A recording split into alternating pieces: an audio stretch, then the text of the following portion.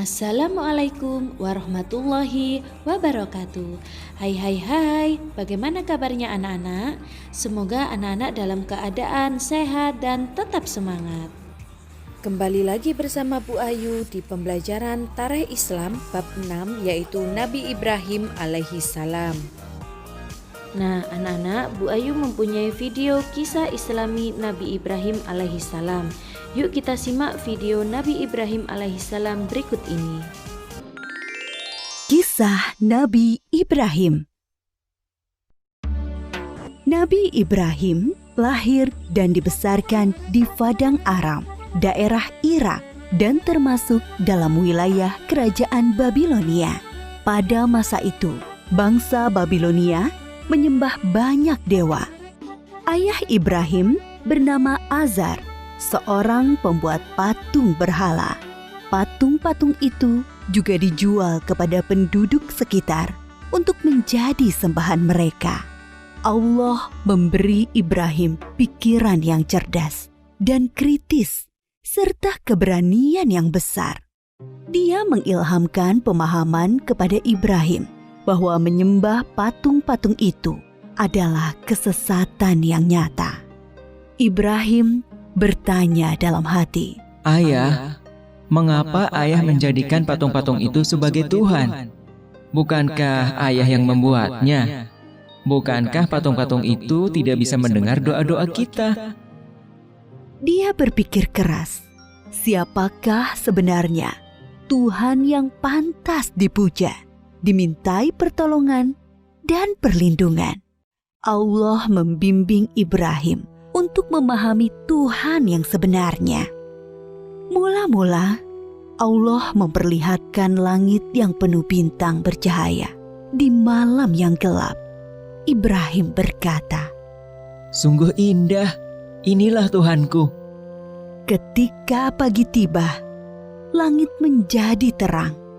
Bintang-bintang itu pun menghilang. "Oh, bintangnya hilang. Aku tidak suka Tuhan yang menghilang. Itu bukan Tuhan."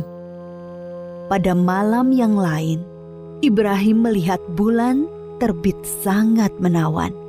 "Wah, sungguh indah. Ini dia Tuhanku." Ketika pagi tiba, bulan itu tenggelam. Ternyata yang ini juga tenggelam. Ini juga bukan Tuhan. Oh, manakah Tuhan yang sebenarnya? Kalau Dia tidak memberi petunjuk kepadaku, pasti aku juga sesat seperti kaumku. Di kesempatan lain, Ibrahim melihat matahari terbit. Sinarnya terang memukau. Ini dia Tuhanku, Dia yang paling besar. Tetapi di senja hari, matahari akhirnya tenggelam. Taulah dia, matahari pun bukan Tuhan. Wahai kaumku, aku tidak mau menyembah Tuhan-Tuhanmu itu. Aku ingin mengabdikan diriku pada pencipta semua ini.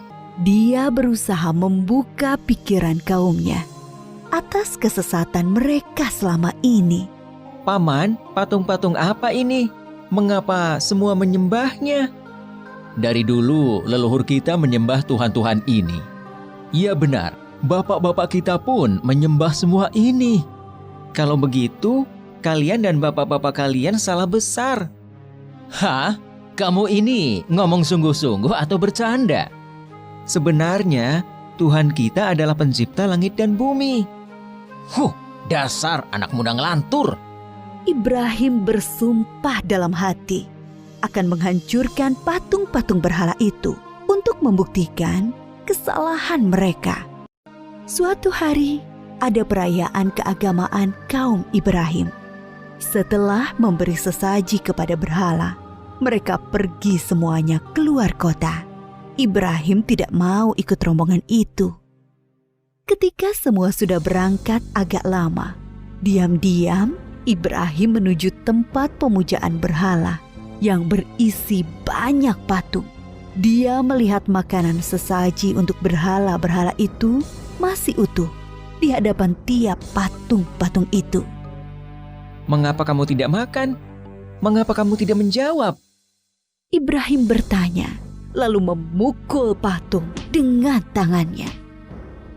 Tentu saja, patung-patung itu tetap diam. Ibrahim mengambil kapak, lalu menghancurkan patung-patung itu. Dia hanya menyisakan sebuah patung yang paling besar dan mengalungkan kapaknya pada lehernya. Ketika kaumnya pulang dari luar kota, mereka melihat patung berhala mereka hancur. Sontak mereka berteriak, kaget, gempar seluruh kampung. Bergegas semua orang, terutama para pemuka kaum, menuju tempat pemujaan berhala. Oh, siapa yang melakukan ini pada Tuhan-Tuhan kita? Kurang ajar! Kami dengar ada anak muda yang membenci Tuhan-Tuhan kita. Ibrahim namanya. Bawa ke sini anak itu. Maka Ibrahim digiring ke hadapan para pemuka kaumnya. Disaksikan halayak ramai. Apakah kamu yang menghancurkan Tuhan-Tuhan kita, Ibrahim? Yang menghancurkan patung-patung itu adalah patung yang besar ini. Bukankah dia membawa kapak? Tanya saja dia kalau bisa menjawab. Orang-orang yang mendengar jawaban Ibrahim pun tersadar. Merekalah yang keliru dengan menyembah patung-patung itu. Tapi kekafiran yang sudah mendarah daging membuat mereka memutarbalikkan kebenaran. Tentu di sini ada campur tangan setan. Kamu kan tahu, dia tidak bisa bicara, apalagi bergerak menghancurkan patung lain. Berarti kamulah yang melakukannya. Jadi, mengapa kalian menyembah patung yang tidak bisa berbuat apa-apa? Melindungi dirinya sendiri saja tidak bisa, apalagi melindungi kalian. Pemuka-pemuka kaum Ibrahim berunding untuk menghukumnya. Beberapa orang mengusulkan untuk membakar Ibrahim hidup-hidup. Maka penguasa waktu itu, Raja Namrud, memerintahkan untuk membuat bangunan tempat pembakaran Ibrahim di tengah lapang agar bisa disaksikan orang banyak. Ibrahim diikat lalu dilemparkan ke dalam api. Api menyala berkobar sangat panas. Allah berfirman, "Hai api, dinginlah dan menjadi keselamatan bagi Ibrahim." Maka ketika kobaran api yang dahsyat telah padam, keluarlah Ibrahim dengan segar bugar, tidak terbakar sedikit pun. Bahkan pakaiannya juga utuh, hanya tali pengikatnya yang musnah terbakar. Ketika sudah diangkat oleh Allah menjadi Rasul, Nabi Ibrahim dengan giat dan sabar mendakwahkan ajaran Allah. Bangsa Babilonia waktu itu menyembah dewa-dewa. Raja mereka, Raja Namrud, dipercaya sebagai keturunan dewa. Namrud adalah seorang yang cerdas dan kuat kepemimpinannya. Semua itu membuat dia takabur dan berlaku kejam. Dia menganggap dirinya sebagai Tuhan yang harus disembah. Mendengar dakwah Nabi Ibrahim, Raja Namrud mengundang beliau ke istana. Tentu tujuannya untuk menghentikan dan menghukum Nabi Ibrahim. Kemudian Raja Namrud dan Nabi Ibrahim berdebat tentang Tuhan yang patut disembah. Siapakah yang kau anggap Tuhanmu itu, Ibrahim? Apa kekuasaannya? Tuhanku adalah yang menghidupkan dan mematikan. Aku juga menghidupkan dan mematikan. Aku menjatuhkan hukuman pada orang-orang dan aku berkuasa untuk mengampuni dan membiarkan mereka hidup. Allah menerbitkan matahari dari timur. Kalau kau juga Tuhan, terbitkanlah matahari dari barat. Raja Namrud tercengang dan terdiam mendengar jawaban Nabi Ibrahim. Dia kebingungan bagaimana menjawab tantangan Nabi Ibrahim. Demikianlah Nabi Ibrahim berdakwah dengan membuka akal pikiran manusia tentang Tuhan seluruh alam. Ada suatu peristiwa ajaib yang menunjukkan maha kuasanya Allah. Setelah Nabi Ibrahim diangkat menjadi Rasul, yaitu ketika beliau bermunajat kepada Allah. Ya Robbi, perlihatkanlah pada hamba bagaimana Engkau menghidupkan yang mati?" Allah Subhanahu wa Ta'ala berfirman, "Belum percayakah engkau pada kekuasaanku?" Hamba percaya, tapi hamba ingin hati hamba yakin. Kemudian Allah Subhanahu wa Ta'ala berfirman, "Ambillah 4 ekor burung, lalu potong-potonglah mereka, lalu lemparkan di atas tiap satu bukit, satu bagian. Kemudian panggillah mereka, pasti mereka akan datang kepadamu dengan segera."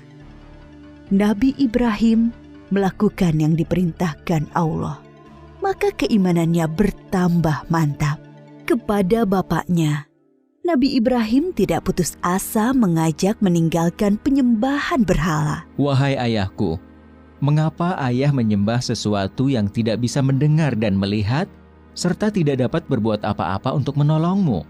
Sesungguhnya Allah memberi aku ilmu. Ikutilah aku, wahai ayahku.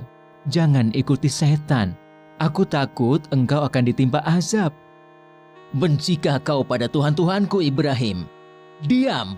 Kalau tidak, kau akan aku rajam. Pergilah, tinggalkan aku." "Selamat berpisah, ayah. Semoga keselamatan dilimpahkan kepadamu. Aku akan memohonkan ampunan dan hidayah untukmu." Nabi Ibrahim terus memohonkan ampunan Allah untuk Azar, sampai kemudian jelas baginya bahwa Azar tidak mau beriman dan terus memusuhi Allah. Allah melarang memohonkan ampunan bagi orang-orang kafir. Setelah terbukti tidak ada yang beriman di antara kaumnya selain Lut, keponakan beliau dan sanak sepupu beliau yang menjadi istri beliau, Nabi Ibrahim hijrah meninggalkan kampung halamannya di Irak. Atas perintah Allah, beliau menuju Palestina atau Syam bersama istri dan keluarga Lut. Di Palestina, Nabi Ibrahim terus berdakwah kepada penduduk setempat. Sambutan penduduk Palestina terhadap dakwah beliau kurang bagus. Akhirnya muncul paceklik dan wabah penyakit di sana. Atas perintah Allah, Nabi Ibrahim dan Nabi Lut berpisah. Nabi Lut dan keluarganya menuju Sadum di Syam, sedangkan Nabi Ibrahim bersama dengan Bunda Sarah menuju Mesir. Saat itu, Mesir diperintah oleh sang raja yang zalim, yang menyukai wanita-wanita cantik untuk dijadikan selir-selirnya. Tidak peduli wanita itu bersuami atau tidak. Bila wanita itu bersuami, maka suaminya akan dibunuh. Raja Mesir bermaksud buruk pada Bunda Sarah yang cantik. Maka Nabi Ibrahim berbohong bahwa beliau adalah saudara Sarah, supaya tidak dibunuh oleh raja. Allah menghalangi niat jahat sang raja. Raja mengembalikan Bunda Sarah kepada Nabi Ibrahim dan memberi hadiah seorang pelayan untuk Bunda Sarah. Pelayan istana itu seorang kulit hitam yang santun dan bernama Hajar. Nabi Ibrahim tinggal beberapa lama di Mesir. Dimanapun, Nabi Ibrahim selalu mendakwahkan pengabdian kepada Allah Subhanahu wa Ta'ala. Tetapi bumi Mesir ternyata juga bukan tempat yang baik untuk perkembangan dakwah. Maka Allah memerintahkan untuk hijrah kembali ke Palestina.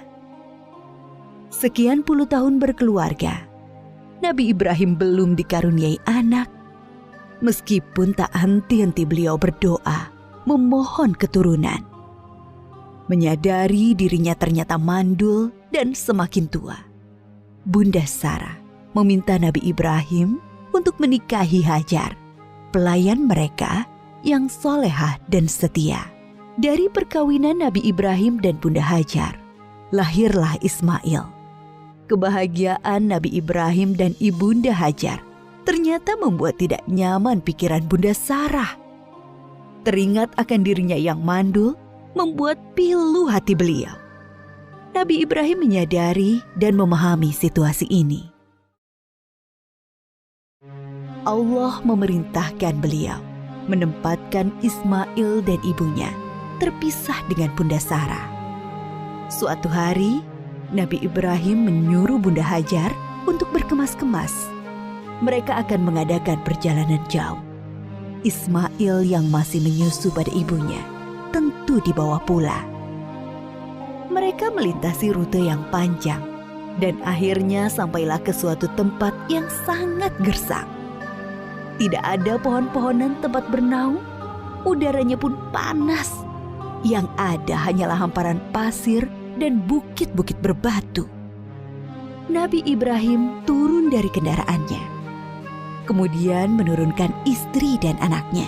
Tanpa berkata apa-apa, beberapa saat kemudian beliau beranjak dan pergi meninggalkan keluarganya. Ibunda Hajar yang melihat keanehan ini segera berteriak memanggil, "Ibrahim, hendak kemana? Kenapa kau biarkan kami sendirian di sini?" Nabi Ibrahim tidak menjawab, hanya menunduk terus berjalan. "Ibrahim, apakah ini perintah Allah?" Iya. "Kalau begitu aku yakin Allah tidak akan membiarkan kami." Ibunda Hajar begitu sabar dan ridho pada keputusan Allah. Nabi Ibrahim sebenarnya tidak tega meninggalkan keluarganya di tempat terpencil dan gersang itu. Tetapi keyakinan akan kebenaran Allah dan kemurahan Allah menjadikan beliau mematuhi perintah yang sulit ini. Dengan berlinang air mata, beliau berdoa sebelum kembali ke Palestina. Tuhanku, aku telah menempatkan keluargaku di tempat gersang ini, di dekat rumah-Mu, Ka'bah. Mudah-mudahan mereka menegakkan sholat dan jadikanlah hati manusia senang kepada mereka. Dan berikanlah mereka rizki buah-buahan supaya mereka bersyukur. Kurang lebih 10 tahun kemudian, sekitar Ka'bah sudah menjadi tempat yang ramai berkat munculnya sumber air Zam-Zam. Banyak orang bermukim di sana. Ibunda Hajar dan Ismail sangat dihormati oleh penduduk karena mereka dianggap pemilik sumber air itu. Ismail tumbuh menjadi anak yang tampan, santun, dan sabar. Suatu ketika, Nabi Ibrahim mengunjungi keluarganya di Mekah. Setelah beberapa lama tinggal di sana, suatu malam beliau bermimpi menyembelih Ismail. Nabi Ibrahim termangu-mangu memikirkan mimpinya. Wahyu dari Allah atau godaan setan? 2 malam berikutnya, mimpi yang sama terulang. Maka pagi harinya, setelah mimpi yang ketiga, beliau yakin ini perintah Allah yang harus dilaksanakan walaupun terasa sangat berat di hati. Nabi Ibrahim bermusyawarah dengan keluarganya tentang mimpi itu. Anakku, aku melihat dalam mimpi, aku menyembelihmu. Pikirkan, apa pendapatmu? Ismail sangat memahami bahwa ayahnya adalah Nabi Allah. Mimpi para nabi adalah wahyu ilahi. Dengan mantap dia menjawab, Ayah, laksanakan perintah Allah. Insya Allah, aku akan sabar menerimanya. Bertambah rasa syukur Nabi Ibrahim. Bertambahlah kecintaan kepada anaknya. Bertambah mantap pula hati beliau melaksanakan perintah yang sulit itu. Berangkatlah Nabi Ibrahim dan Ismail menuju Mina, tempat penyembelihan. Sepanjang jalan, iblis menggoda mereka agar mengurungkan niat pengorbanan Ismail. Ibrahim, dasar ayah tidak punya perasaan. Anak sendiri mau disembelih. Ingat, kau berdoa puluhan tahun meminta anak. Allah sudah memberimu anak yang soleh. Sekarang kau mau sembelih, ha? Nabi Ibrahim mengambil kerikil-kerikil dan melempari iblis. Beliau tidak bergeming dengan godaan-godaan itu. Hatinya dipenuhi keyakinan yang mantap kepada Allah. Begitu pula Ismail. Sampai di tempat penyembelihan, Nabi Ibrahim membaringkan Ismail, bersiap mengayunkan golok yang tajam ke leher anaknya. Lalu Allah berfirman, "Hai Ibrahim, engkau telah menaati perintahku. Ini adalah perintah yang sulit. Aku memberi balasan orang-orang yang berbuat baik." Allah mengganti Ismail dengan seekor domba yang besar. Itulah yang kemudian disembelih sebagai kurban, sedangkan Ismail tidak jadi disembelih. Peristiwa ketika Ibunda Hajar ditinggalkan sendirian bersama Ismail ketika masih bayi dan pengorbanan Ismail diabadikan dalam rangkaian ibadah haji kita. Peristiwa penting lain antara Nabi Ibrahim dan Ismail adalah ketika Allah memerintahkan mereka meninggikan bangunan Ka'bah. Pondasi Ka'bah sudah ada sebelum masa Nabi Ibrahim. Beliau dan Ismail hanyalah meninggikan temboknya. Ka'bah itu kemudian menjadi pusat ibadah sholat dan haji. Ketika tembok sudah tinggi, Nabi Ibrahim kesulitan membuatnya lebih tinggi lagi, di atas jangkauan tangannya. Maka beliau menjadikan sebuah batu sebagai pijakan kakinya.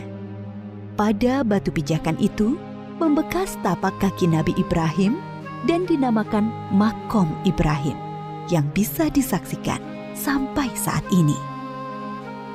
Ketika Ka'bah sudah jadi, Nabi Ibrahim berdoa untuk beliau dan Ismail dan anak keturunan mereka berdua.